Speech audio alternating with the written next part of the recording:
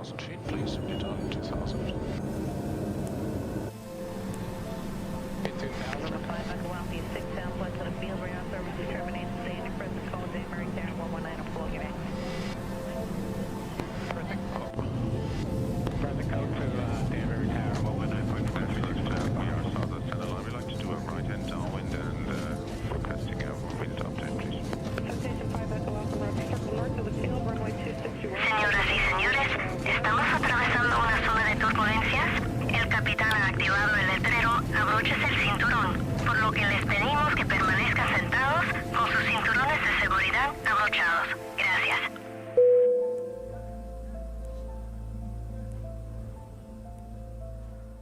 Está prendido.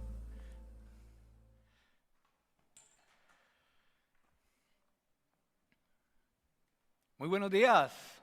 ¿Cómo les va? A mí bien, bendecido. Bendecido, muy bendecido, gracias al Señor.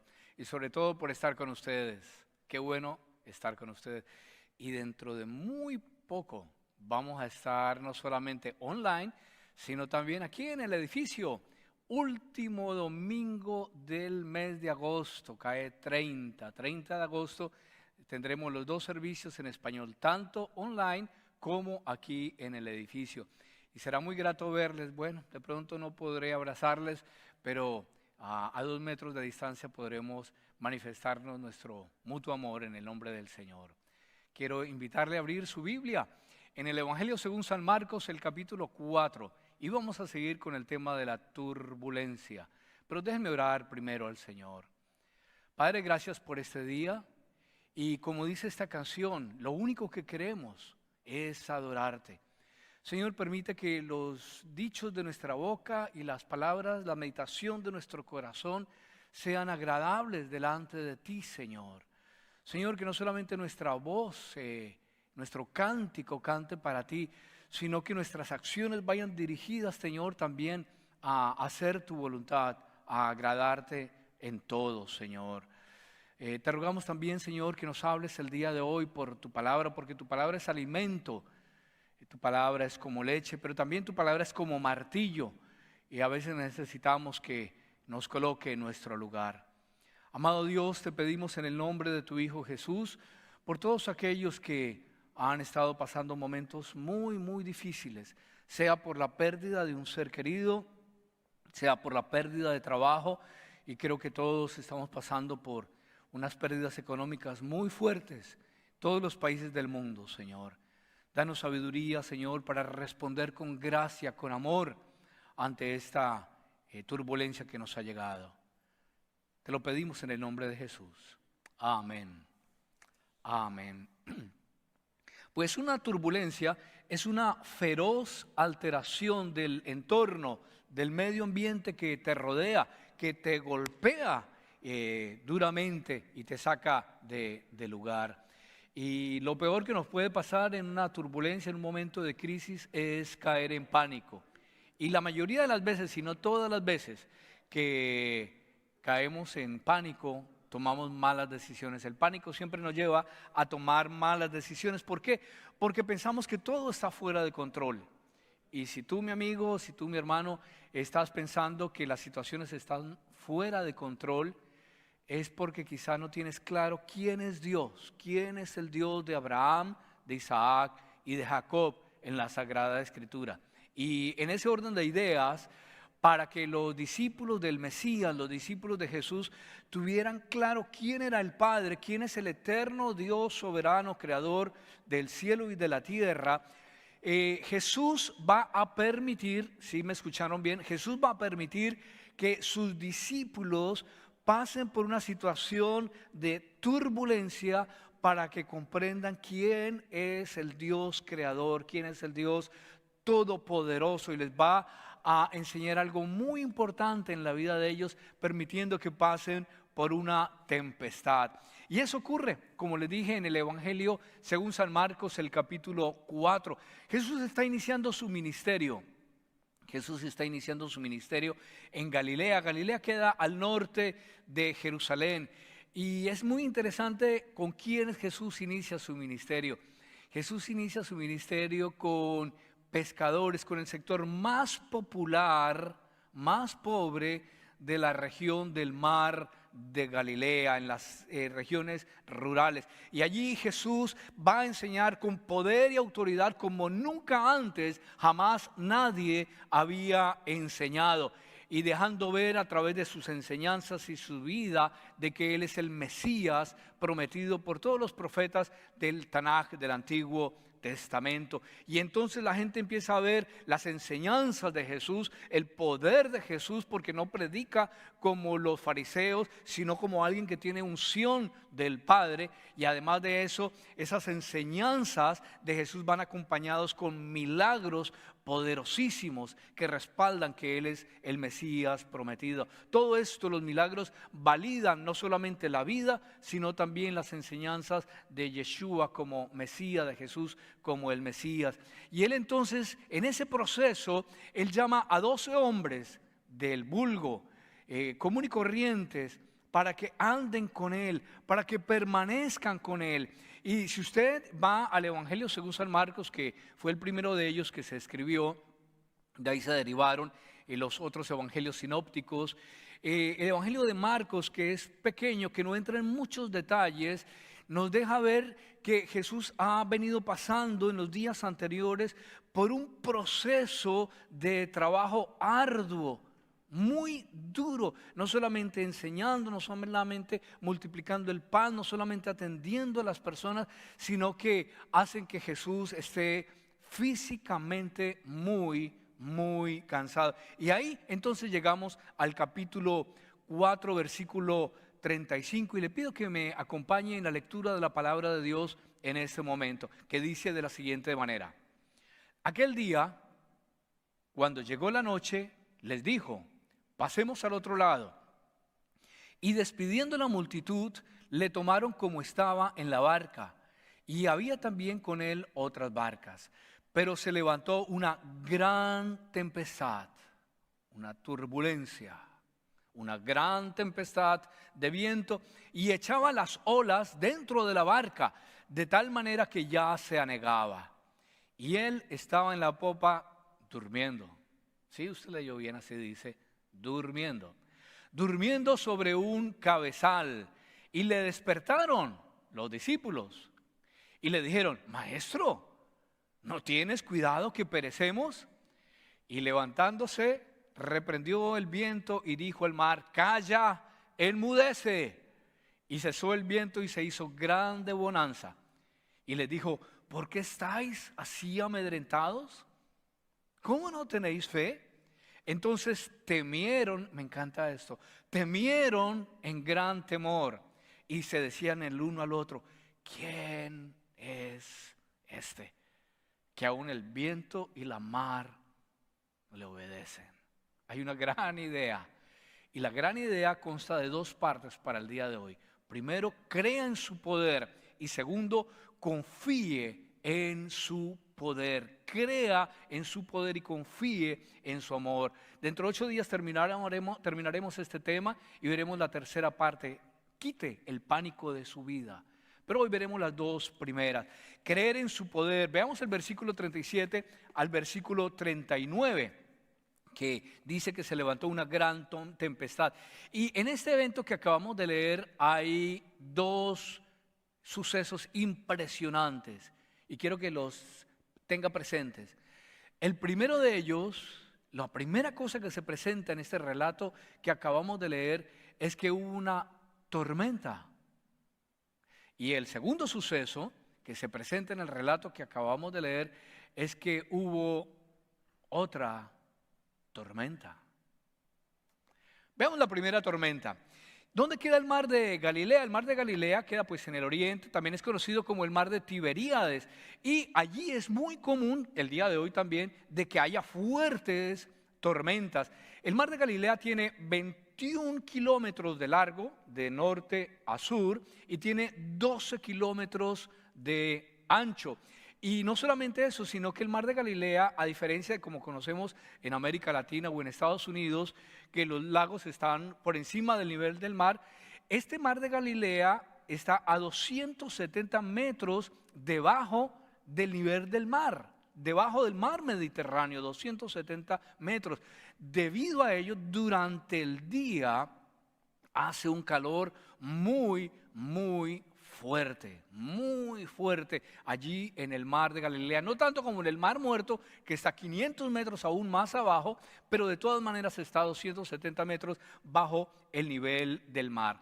Y el mar de Galilea, como es tan largo, 21 kilómetros de largo, al norte limita con una montaña maravillosa, se llama el Monte Hermón, que tiene 2.714 metros de alto, casi 2.800 metros, como la ciudad de Bogotá, 2.800 metros sobre el nivel del mar.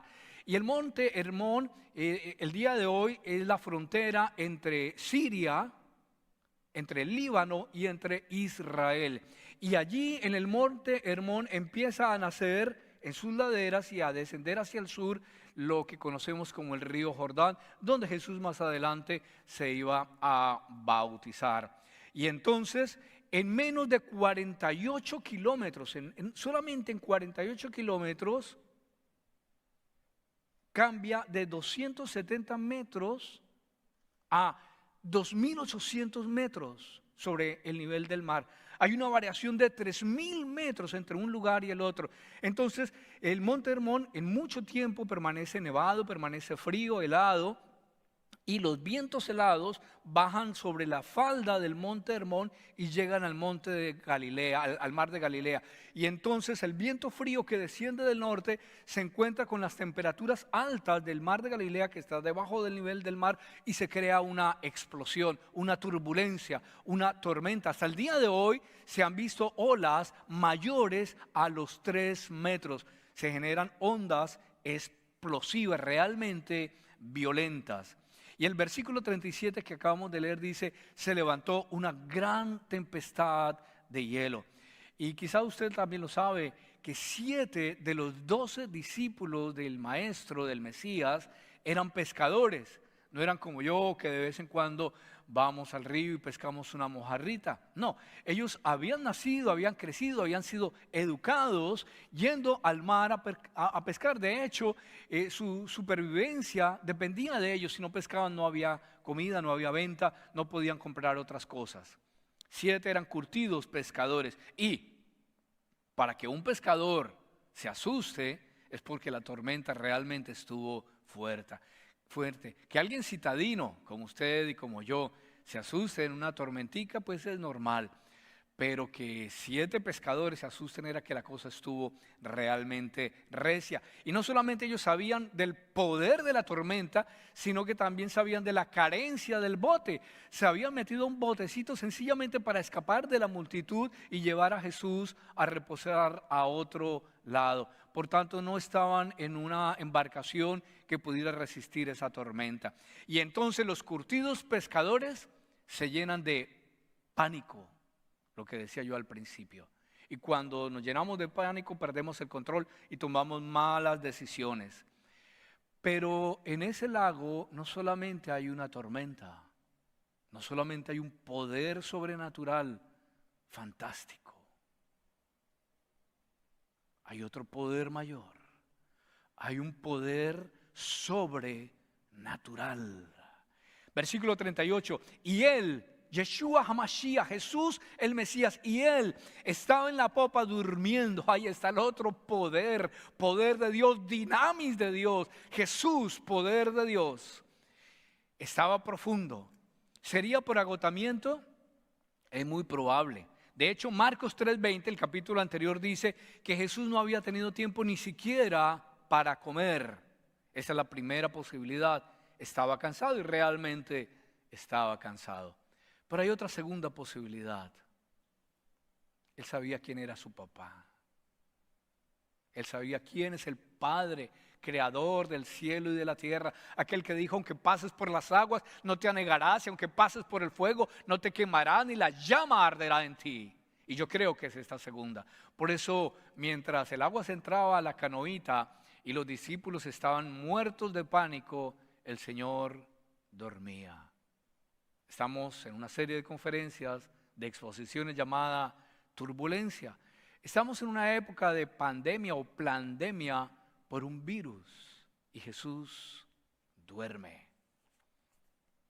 Le despertaron, versículo 38, y le dijeron: Maestro, ¿no tienes cuidado que perecemos?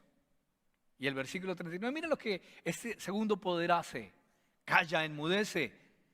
Le dice: calla, enmudece a una tormenta que estalla como un volcán. Quédate muda. ¿Y qué pasó? Les voy a leer cómo dice la versión PDT. Luego el viento se detuvo y todo quedó en gran calma. La palabra de Dios para todos. Dice que cuando Jesús reprendió el viento y la mar, todo quedó en gran calma. Quizás usted me entienda, yo casi no comparto experiencias personales, pero le voy a compartir una. Estando en secundaria, el profesor de física no fue a la clase. Y cuando un profesor no iba a la clase, este muchachito y todos los demás muchachitos que estaban allí entrábamos en una guerra de tizas. Las nuevas generaciones no saben qué es una tiza. Son unas cosas blancas con que se escribe en la pizarra y de almohadillas para borrar la tiza. Es algo maravilloso. Es adrenalina pura. Todo el mundo tirando tizas. Te puede pegar en el ojo, te puede dejar ciego, te puede pegar acá, te sale un chichón. Es algo realmente, si tú no lo has vivido, no sabes que es una guerra de tizas cuando el profesor no ha llegado a clase. Todo se mueve, la gente se esconde, tiran tizas, tiran zapatos, tiran libros. Oh, adrenalina pura. Pero de un momento a otro, ¡fua!, se abre la puerta del salón y entra el vicerrector académico. Y todos los que tenían la mano lista a lanzar la tiza empiezan a bajar la mano muy suave. Y nadie respira. Y nadie se mueve. Hasta las tizas se quedan en el aire. Porque entró un poder que te puede echar de la escuela. Entró un poder más fuerte que el poder que se estaba dando. Pero ¿qué sucede? Tú y yo sabemos algo de física, la ley de la inercia. Cuando algo viene moviéndose, solamente se va deteniendo si hay algo mayor que la detiene. Ya sea porque se roza con el pavimento, ya sea porque hay una fuerza contraria en oposición, pero se demora, como cuando frenas un carro, se demora. Hay una energía que necesita irse acabando y aplacando poco a poco. Es como cuando haces ejercicio, sales a correr, te detienes, pero aún así sigues agitado hasta que se detiene el poder. Pero aquí hay una tormenta mandando agua y aire de un lado para el otro y moviendo la barcaza de un lado para el otro, y se levanta un poder gigantesco y le dice: ¡cállate! Y queda absolutamente quieto, desafiando aún las leyes de la naturaleza. ¿Pero quién es este? ¿Pero quién es este? Hay alguien a quien temer más que una pandemia. Hay un poder infinitamente superior a la tormenta, y es Jesús. Nadie puede controlar el viento y la mar, un huracán. Nadie lo puede detener de esa manera. Solamente un creador fuera del espacio y del tiempo puede detener el tiempo y el espacio. Él puede detener cualquier fenómeno atmosférico. Este es un evento histórico, no hay ninguna duda. No es una leyenda, no es un cuentico. Tiene demasiados detalles la historia para ser una leyenda. Tiene demasiados observadores, demasiados testigos oculares que podrían posteriormente denegar o cambiar la historia, pero todos concuerdan. Y cuando fue escrito el Evangelio según San Marcos, que fue el primero que se escribió, fue muy cercano al momento en que ocurrió el evento. Por lo tanto, no pudo haberse convertido en leyenda. Y entonces esto lo que te está diciendo es que hay alguien muy poderoso que está al mando, que tiene el control, que es el Rey de Reyes y el Señor de Señores, y es Jesús de Nazaret. Muestra que Él tiene un poder que solamente un creador fuera del tiempo y del espacio pueden tener sobre el tiempo y el espacio. Y esos milagros lo validan a Él como el Mesías prometido del Antiguo Testamento. Y como Él es el Mesías y el Señor de todo, demanda de usted que se arrepienta y que se vuelva a Dios, y que crea el Evangelio y que se acerque a Él. Es muy fácil creer en el otro Jesucito. Yo sé que la religión se ha inventado un Jesucito que necesita una mamita que lo cargue. Un Jesucito que yo puedo colgar de una cadena, pero si me quita la cadena se va para el piso. Un Jesucito que me gustan algunas palabras que Él dijo, tan tierno. Yo lo puedo manejar y yo lo puedo manipular. Pero ese Jesucito dice, arrepiéntate. El adúltero deje su pecado. El ladrón deje su pecado. El que mentía no mienta más. Arrepentidos o pereceréis. Ese tipo de Jesús no le gusta al que les gusta cargar el bebé Jesús. Pero este Jesús que está en esta barca durmiendo y que se ha levantado no es el niño Dios, es el Rey de Reyes, es el Señor de Señores, es el Alfa y la Omega, es el primero y el último, es la estrella resplandeciente de la mañana. Él tiene todo poder y autoridad sobre el cielo y sobre la tierra. Es Jesús, el Señor. ¿Qué estaban haciendo los discípulos? No estaban en un bar, no estaban en una cantina. No estaban viendo el último partido de fútbol, estaban predicando, estaban sirviendo a la gente. Pero aún así, escúchame bien, se levantó una tormenta. Pero ¿por qué si yo soy cristiano me pasa esto? ¿Por qué si yo ofrendo en las cosas del Señor me pasa esto? ¿Por qué si yo leo la Biblia me pasa esto? ¿Por qué esta pandemia? ¿Por qué este virus? Si yo creo en Dios, ¿por qué? Los discípulos estaban haciendo la obra de Dios y aún así los cogió una tormenta. Cayeron en medio de una turbulencia. Dios permite que tú y yo pasemos por tormentas y por turbulencias para que nuestro carácter sea formado y se parezca al carácter de Jesús. No hay otra manera que tu vida sea formada. Necesitamos pasar por ello. Los discípulos en el capítulo 1 y 2 de Marcos y en el capítulo 3 acaban de recibir enseñanzas teóricas de Jesús, de que hay que ser buenos, de que hay que cambiar la vida, de que hay que ser diferentes, de que tenemos poder, todo poder y autoridad la tenemos porque Él nos la ha delegado. Pero eso es solamente teoría. Y Él entonces les dice, muchachos, a la barca porque necesito hacerles un quiz, un examen rapidito mientras yo duermo. Primero, crea en su poder. Segundo, confíe en su amor. Mire el versículo 38 y 39. Y él estaba en la popa durmiendo sobre un cabezal. Y le despertaron y le dijeron, maestro, ¿no tienes cuidado que perecemos? Y levantándose reprendió al viento y dijo al mar, calla, enmudece. Y cesó el viento y se hizo grande bonanza.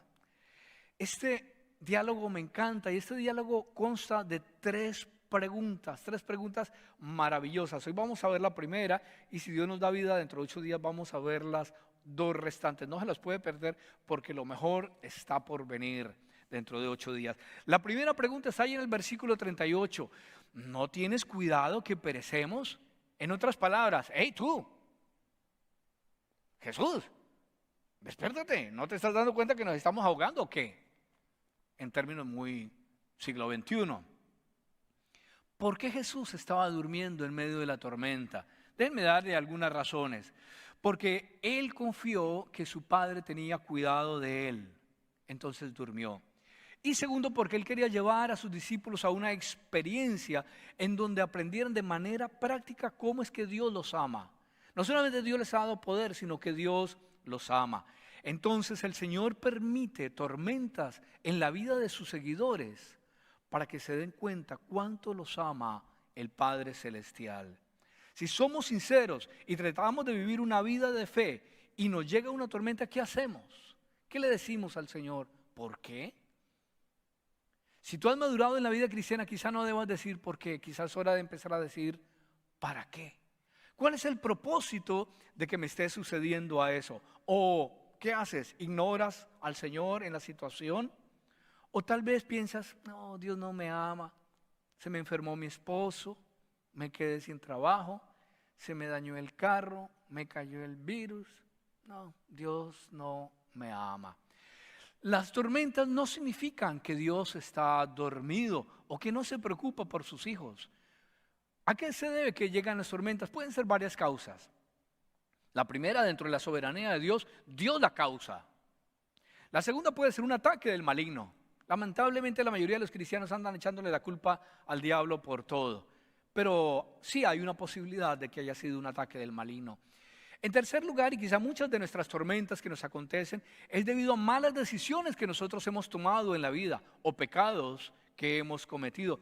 O en cuarto lugar, sencillamente, estamos en un mundo caído, en un mundo quebrado, en un mundo pecaminoso, donde suceden cosas difíciles, cosas malas a gente que no se porta tan mal. Para ello debes aprender a confiar en el Señor. Confía en que Él te ama, incluso cuando viene la tormenta. Memoriza, descansa en la palabra, llena tu vida, llena tu mente, llena tu corazón, llena tu espíritu de la palabra del Señor. Escucha lo que dice Isaías 43:4, para que sea un remanso para tu vida. Porque a mis ojos fuiste de gran estima, fuiste honorable y yo te amé. El Dios creador te está diciendo, y yo te amé. Daré pues hombres por ti, naciones por tu vida. Romanos 5:8. Mas Dios muestra su amor para con nosotros en que, aun siendo pecadores, Cristo murió por nosotros. Romanos 8:38 y 39. Por lo cual estoy seguro. Él no dice tal vez, a lo mejor, quién quita. No, estoy seguro. Por lo cual estoy seguro de que ni la vida ni la muerte, ni ángeles, ni principados, ni potestades, ni lo presente, ni lo porvenir, ni lo alto, ni lo profundo, ni ninguna otra cosa creada nos podrá separar ¿de qué? Del amor de Dios que es en Cristo Jesús, Señor nuestro. Debes creer en su poder, debes confiar en su amor. Dios te ama. Y Él te está mirando en esta tormenta, en esta pandemia, en esta turbulencia, porque quiere manifestar su poder en tu vida, pero también quiere mostrar cuánto te ama el Señor. El mayor peligro para los discípulos no era el viento, no era la tormenta, no eran las olas, sino la incredulidad. La Biblia dice que sin fe es imposible agradar a Dios. Mira lo que el mismo Pedro, que estaba dentro de esa barca, escribió años después, cuando él escribió la primera epístola de Pedro, el capítulo 5, versículo 7, dice: echando toda vuestra ansiedad sobre Él, porque Él tiene cuidado de vosotros. Pedro, que en Marcos 4 está sacando agua y despertando al Señor y quejándose: hey, mira, nos estamos ahogando, ¡yuhu! ¿Alguien allá? ¿Alguien durmiendo que nos quiera salvar? Ese mismo Pedro que estaba quejándose y asustado y sacando agua, aprendió la lección y escribe en 1 de Pedro 5:7: echando toda vuestra ansiedad sobre Él, porque Él tiene cuidado de vosotros. Allí donde te encuentras, quiero decirte que el Señor tiene cuidado de ti. Él es poderoso y Él te ama. Él es tu Padre. Ve donde Él. La Biblia dice: el que viene a mí, yo no lo echo fuera. Hay dos posibilidades. Uno, que ya te hayas arrepentido de tus pecados y le hayas entregado de tu vida a Jesús y Él sea tu Señor. O dos, que creas en Dios, seas una buena persona, pero todavía no te hayas arrepentido de tus pecados. En ese segundo caso, si no te has arrepentido de tus pecados, necesitas hacerlo. Y necesitas creer el Evangelio. ¿Qué es el Evangelio? Que Jesús vino de la eternidad al tiempo, enviado por el Padre, porque de tal manera amó Dios el Padre al mundo, que envió a su Hijo unigénito, para que todo aquel que crea en el Hijo no se pierda, mas tenga vida eterna. Y Jesús vino aquí a la tierra y murió por ti. Y fue sepultado y se levantó al tercer día, resucitó y se apareció a muchísimas personas. Eso es el Evangelio, son las buenas nuevas de salvación. Necesitas creer el Evangelio y necesitas arrepentirte de tus pecados. Aunque creas en Dios, aunque seas buena persona, aunque tengas algunos ídolos en tu casa un cuadro de la Santa Cena o cosas de esas, pero nunca le has dicho a Jesucristo, perdóname, soy un pecador, me arrepiento de mis pecados, hoy lo puedes hacer.